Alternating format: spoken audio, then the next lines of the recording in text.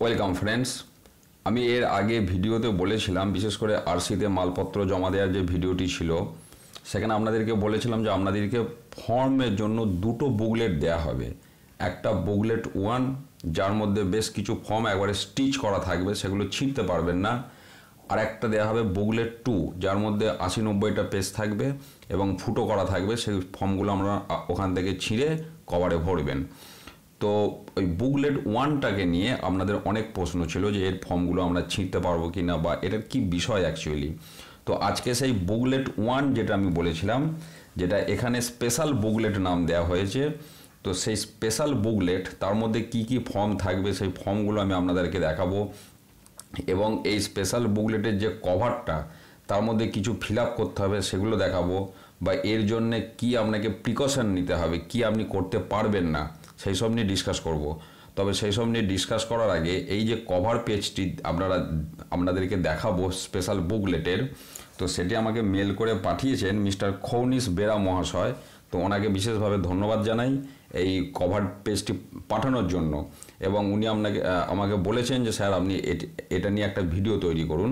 তো তারপর আমি এটা নিয়ে ভিডিওটা তৈরি করেছি। তো চলুন আমরা এরপর দেখে নিই কভার পেজটাতে অ্যাকচুয়ালি কী রয়েছে। দেখুন, এটা হচ্ছে সেই কভার পেজটা। ভালো করে দেখুন, এখানে ওপরে পরিষ্কার লিখে দেওয়া আছে, দয়া করে এই বইয়ের কোনো ফর্ম আলাদা করে ছিঁড়ে ব্যবহার করবেন না। এই বইয়ের সবকটি ফর্মই আনসিল্ড কপি, কারণ বইটা আপনাকে বই আকারেই দিতে হবে, কাজে সবকটা ফর্ম ওপেন থাকছে মানে ওগুলো আনসিল্ড কপি। সিল্ড কপিগুলির জন্য আলাদাভাবে ফর্ম ও কভার দেয়া আছে। ওই যে সিল্ড কপির জন্য যেটা আমি বুকলেট 2 বলেছিলাম যেখান থেকে ছিঁড়তে হবে, একটা আলাদা দেয়া থাকবে। আরসিতে ফিরে কাউন্টারে বইটি চেক করিয়ে নিয়ে জমা দিন, মানে এই বইটি আপনাকে ভালো করে চেক করাতে হবে। এবং দেখবেন আরসিতে জমা দেওয়ার ব্যাপারে আমি ওখানে লিখেও দিয়েছি যে বুকলেট 1, ওখানে আমি বুকলেট 1 লিখেছিলাম, সেটা জমা দিতে হবে। তারপর হাতে হাতে জমা, ওখানে সব প্রসেস বলা আছে। এবং সেখানে বলেছিলাম যে এটাকে বিশেষভাবে আপনাকে গুরুত্ব সহকারে ফিল আপ করতে হবে। তো এখানে আগে আমরা দেখে নেবো কী কী ফর্মগুলো রয়েছে। দেখুন, PS05 সব একটা করে দেয়া থাকবে এবং সবগুলি এখানে আনসিল্ড, আলাদা করে তো বলার কিছু নেই। তো PS05 একটা, 17C একটা দেয়া থাকবে, প্রিজাইডিং অফিসারের ডিক্লারেশন 1 কপি থাকবে, মকপোল সার্টিফিকেট 1 কপি, প্রিজাইডিং অফিসারের ডায়েরি 1 কপি, 16 পয়েন্ট ইনফরমেশন যেটা আমরা বলেছি সেটা 1 কপি থাকবে, ভিজিট সিট 1 কপি থাকবে, ASD ভোটারের জন্য তৈরি করা সার্টিফিকেট 1 কপি থাকবে। আমি সব দেখিয়ে দেবো। এবারে 8 নম্বর পয়েন্টের পর দেখুন, এখানে হালকা করে স্ট্যাম্প দিয়ে দুটো আবার পয়েন্ট জুড়ে দেওয়া আছে। 8A information required for scrutiny of documents by the observer, মানে যেটা আমরা পোস্ট পোল স্কুটিনি বলেছিলাম, আমার মনে হচ্ছে সেই ফর্মটার কথাই বলতে চাইছে। তারপরে 8AA সেখানে আরেকটা পয়েন্ট জোড়া হয়েছে, abstract statement to furnished by presiding officer, সেই ফর্মটাও দেখাবো। এবং এই 8-এর পরে 9 নম্বর যে পয়েন্টটা রয়েছে দেখুন, পোলিং এজেন্ট এবং তার রিলিভিং এজেন্টের মুভমেন্ট সিট। তো এই কটি ফর্ম এখানে থাকবে। এরপর এই ফর্মটা কভার পেজে যেগুলো ফিল আপ করতে হবে আগে সেগুলো আমি বলি, তারপর সেই সম্পর্কে আলোচনা করব। তো প্রথমেই দেখুন ডান দিকে একটা বক্স দেওয়া আছে, সেখানে লেখা আছে এর নিচে ডিস্টিংগুইশিং মার্ক লাগান। তা আমরা ডিস্টিংগুইশিং মার্কটা ওখানে দিয়ে দিয়েছি, আপনারাও ডিস্টিংগুইশিং মার্কটা ওখানে দিয়ে দেবেন। তারপর নিচে দেখুন লেখা আছে full name of the presiding officer. তো আপনি এখানে আপনার পুরো নাম লিখবেন, এখানে নামটা ক্যাপিটাল অক্ষরেই লিখবেন দরকার হয়। তারপরে সার্ভিস ডেজিগনেশন, অর্থাৎ কোন পদে আপনি কর্মরত। যদি অ্যাসিস্ট্যান্ট টিচার হন AT, হেডমাস্টার বা head teacher, group C, group D clerk, বা আরও যার ডেজিগনেশন আছে, পিওন, তো যার যেটা ডেজিগনেশন তিনি সেটা জানেন সেটা লিখবেন। এবং আপনার মানে প্রিজাইডিং অফিসারের ফুল রেসিডেন্সিয়াল অ্যাড্রেস লিখবেন, মানে বাড়ির পুরো ঠিকানা লিখবেন। এবং ফোন নাম্বার অবশ্যই যে ফোন নাম্বারটা আপনি রেজিস্ট্রেশন করেছেন ডিসিতে গিয়ে সেই ফোন নাম্বারটা এখানে দেবেন।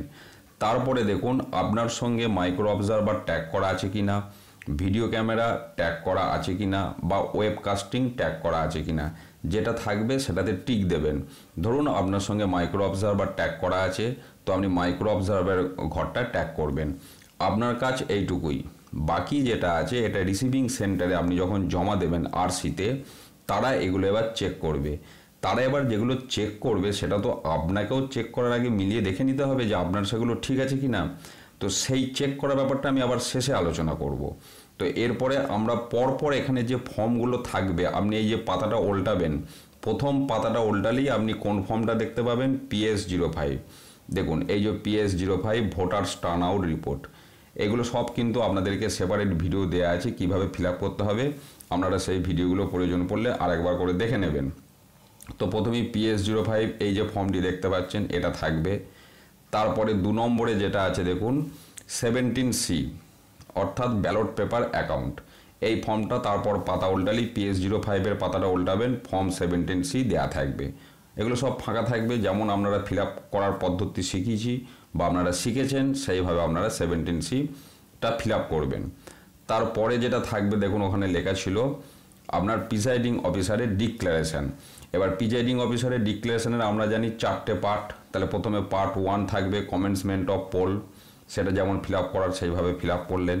তারপরে পার্ট 2টা থাকবে যদি আপনাকে মাঝখানে মেশিন কোনো কারণে চেঞ্জ করতে হয়, তাহলে সেই পার্ট 2 যদি না চেঞ্জ করতে হয় এই পাতাটা পুরো পেনে করে কেটে দেবেন ডায়াগোনালি। এরপরে যেটা থাকবে একটা পেজেতেই পার্ট 3 এবং পার্ট 4 থাকবে ডিক্লারেশনের। পার্ট 3 মানে এন্ড অফ দি পোল, আর পার্ট 4টাও আপনার এন্ড অফ দি পোল মানে ভোটিং মেশিনগুলো সিল করার পর। তো পার্ট 3 পার্ট 4 তারপর যেমনভাবে ফিল আপ করার প্রসেস সেইভাবে ফিল আপ করবেন। তাহলে এটা গেল 3টে ফর্ম, প্রথম 3টে দেখালাম। আর একবার আমি এটা রেখেছি 3টে দেখুন, PS05 17C হলো, আর 3 নম্বরে ডিক্লারেশন হলো। 4 নম্বরে আছে মক পোল, তারপরে প্রিসাইডিং অফিসারের ডায়েরি।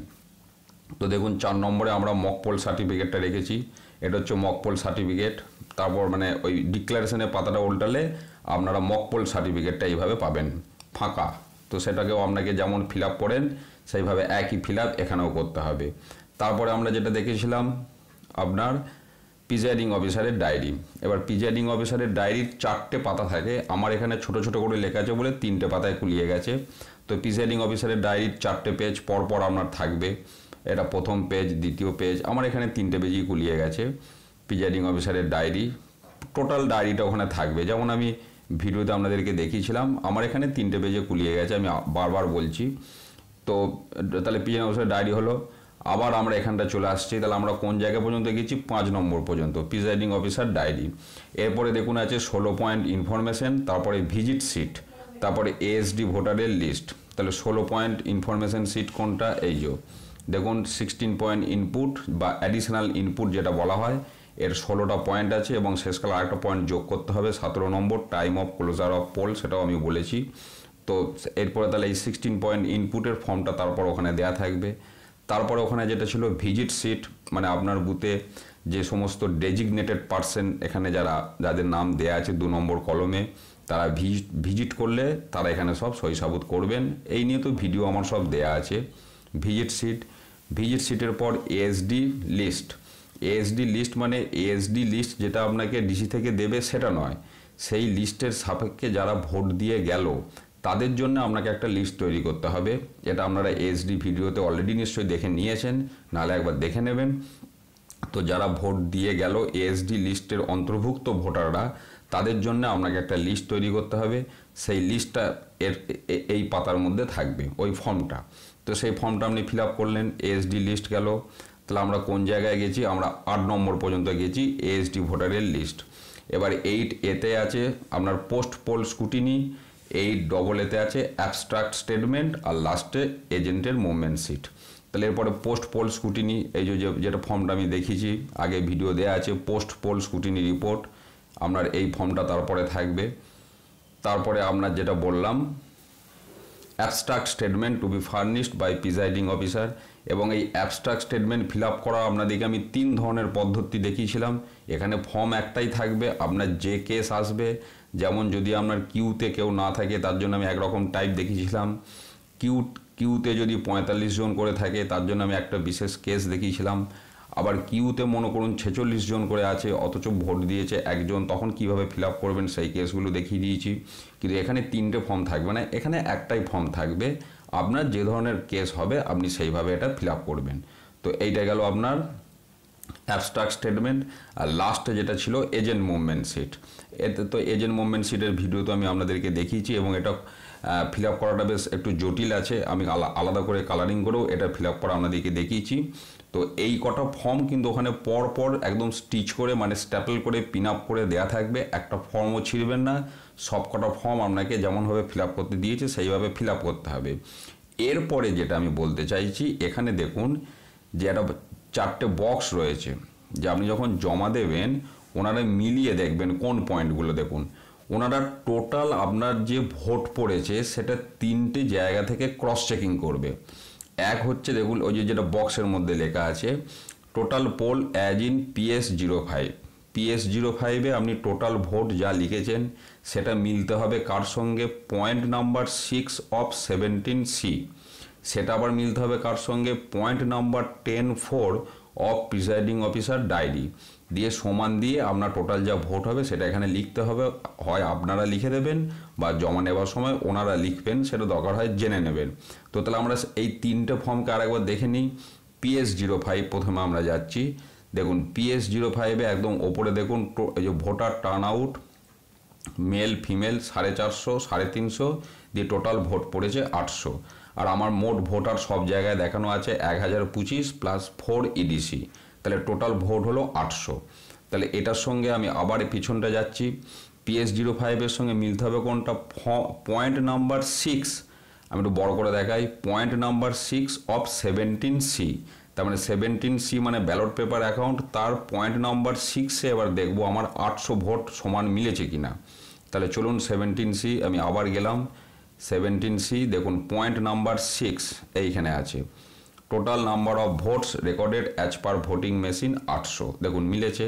এবং এখানে ওই সব কেসগুলো করা আছে। 17A-তে 803 জন রেকর্ড হয়েছে, 2 জন ভোট দিতে চায়নি, রিফিউজ টু ভোট, এবং একজনাকে ভোট দিতে দেয়া হয়নি, সেই 2 আর 1-এ 3 বাদ গিয়ে আমার মেশিনে ভোট হয়েছে 800, এটা হলো। এরপরে এই ঘরটা কার সঙ্গে মিলতে হবে আরেকটা দেখে নিন, যে পয়েন্টটা দিয়েছে না, পয়েন্ট 10-10-এর দাগে 4, 10(4) পয়েন্ট মিলবে কার সঙ্গে না, প্রিসাইডিং অফিসারের ডায়েরির সঙ্গে। তাহলে এবারে চলুন প্রিসাইডিং অফিসারের ডায়েরিটা কি কেস আছে দেখি, সেখানে 10-এর দাগে 4 কি বলতে চাইছে। দেখুন এইটা হচ্ছে প্রিসাইডিং অফিসারের ডায়েরি, 10-এর দাগে 4, তাহলে 10-এর দাগে 4টা বুঝতে গেলে একটু ওপর থেকে বুঝতে হবে। টোটাল নাম্বার অফ ভোটার আমার একই লেখা আছে 1025 প্লাস 4 EDC, ইলেকটোরাল রোলে কতজনাকার দাগ পড়েছে না, টোটাল ভোট যেহেতু আমার 800 আর 4 জন EDCর দাগ তো ওখানে পড়বে না, তাহলে আমার ইলেকটোরাল রোলে 796। এবার 3 নম্বর পয়েন্ট, 17A-তে কতজনাকার রেকর্ড হয়েছে না 803। কেন 803 বললাম, কারণ আপনি 17C-তে দেখুন আপনার 17A রেকর্ডের সংখ্যাটা আছে 803, সেখান থেকে 2 জন ভোট দেয়নি, একজনকে দিতে দেওয়া হয়নি, দিয়ে বাদ দিয়ে 800 দাঁড়িয়েছে। তাহলে এখানেও আমার সেই ফিগারটাই কিন্তু লেখা আছে, 17A-তে রেকর্ড হয়েছে কতজন, 803, number of votes recorded as per voting machine 800। এই যে 10-এর দাগে 4 যে পয়েন্টটা যেটা ওখানে মেলানোর কথা বলা হয়েছে, দেখুন আমার 800 শো করছে। 5-এর পয়েন্ট যেটা আছে কতজন ভোট দিতে চায়নি, সেটা আমার 2 জন, আর ভোটিং ভায়োলেশন বা প্রসেস সেটা এখানে মেনশন করা নেই, সেটা আমার 1 জন ছিল, তাই 803 থেকে 3 বাদ গিয়ে মেশিনে ভোট হচ্ছে 800, যেটা 10-এর দাগের 4-এ আমার 800 হলো। তাহলে প্রিসাইডিং অফিসারের ডায়েরিতে 10-এর দাগের 4 800 টোটাল ভোট, আর 17C-এ 6 নম্বর পয়েন্টে টোটাল ভোট 800, আর PS05-এ টোটাল ভোট যেটা ওপরে লেখা আছে 800। এই 3টে ফিগার মিলতে হবে, এই সেই ফিগারটা যে 800 টোটাল ভোট সেটা এই বক্সে হয় আপনি লিখে দেবেন, এবং যখন লিখবেন শেষ থেকে লিখবেন, মানে শেষ 3টে ঘরে লিখবেন 800, যদি 3 ডিজিটের হয় সংখ্যাটা। তারপরে যখন জমা দেবেন তখন ওনারা ওয়েদার স্পেশাল বুকলেট রিসিপ্ট, ওনারা এখানে ইয়েস লিখবেন, সেটা আপনি দরকার দেখে নেবেন। আর এখানে আপনাদের আর সই সাবত করার কিছু না, এখানে সিগনেচার অফ কাউন্টার সুপারভাইজার আছে, সিগনেচার অফ কম্পিউটার অপারেটর আছে, data entered and all the entries agreed, এগুলো ওনাদের বিষয়বস্তু, মানে ফর রিসিভিং কাউন্টার ইউজ, ওর তলাটা থেকে আপনার আর কোনো কর্তব্য নেই, বড়জোর এখানে 800 সংখ্যাটা আপনাকে লিখে দিতে হতে পারে, সেটা আপনি জেনে নেবেন। তো এইটাই ছিল টোটাল আপনার যে স্পেশাল বুকলেট তার যে গাইডলাইন বা তাতে কি কি ফর্ম থাকবে আমি এক নজরে দেখিয়ে দিলাম, বা কি সতর্কতা এখানে অবলম্বন করবেন, এগুলো ছেঁড়া যাবে না, যেমন স্টিচ করা থাকবে ফর্মগুলো পরপর যেমন থাকবে আমি পরপর আপনাদেরকে দেখালাম, এবং কোন 3টে পয়েন্টকে নিয়ে আপনাকে ক্রস চেকিং করে নিতে হবে যে টোটাল নাম্বার অফ ভোটার সেটা মিলল কিনা, সেটা আগে আপনি ক্রস চেকিং করে দেখে নেবেন, দিয়ে তারপর এইটাকে সমস্ত রেডি করে নিয়ে যেয়ে এইটাকে যেমনভাবে এনেছিলেন ফাঁকা ফিল আপ করে তেমনভাবেই ফেরত দেবেন। ব্যাস, এইটাই হচ্ছে স্পেশাল বুকলেট নিয়ে আমার বক্তব্য। আর যে অনুরোধটা আমি বারবার আপনাদেরকে করি, সমস্ত ভিডিওর লিঙ্কগুলো দেখুন এই ভিডিওর ডেসক্রিপশানে দেয়া থাকবে, সেই ভিডিওগুলো আপনাদের সমস্ত পোলিং পার্সোনেল বন্ধুবান্ধব যারা আছেন সবাইকে প্লিজ শেয়ার করুন, সবাইকে এই ভিডিওগুলো দেখতে সাহায্য করুন, সবাইকে দেখান। আজকের ভিডিও এখানেই শেষ করছি, ধন্যবাদ।